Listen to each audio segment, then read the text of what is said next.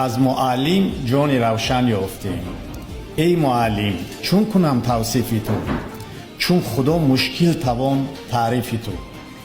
معلم تو به همین سطح جایش، وزنش، مهمیتش بلند است که بینید قریب که به خدا برابرش میکنن.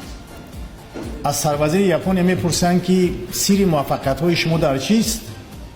میگوید اول اینکه با معلم معاش سربازی را دادیم، دوم اینکه با معلم ایمونیتت وسیله‌های حمایوی یا که چی بگم تامین حمایوی سودیه را دادیم.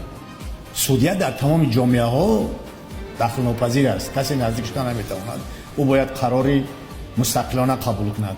و سوم میگه ما همون آبروی امپراتور را تعیین کردیم، با او تامین کردیم. برای همین مملکت ژاپنیا همین قدر سال با سرعت بلند پیش رفته است و ما همه وقت نگاه میکردیم که از کی آموزیم.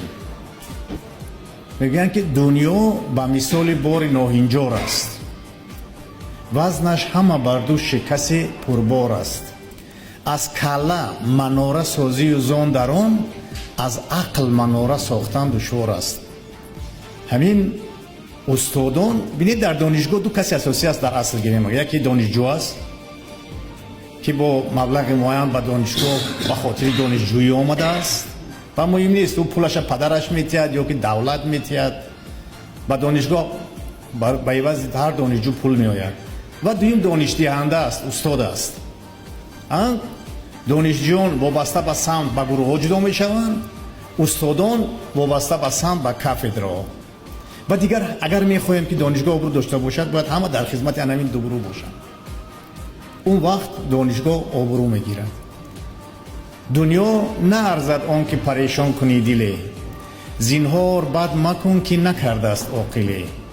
از مال و حال و دولت و دنیا و بخت و تخت، بهتر ز نام نیک نکردن حاصله.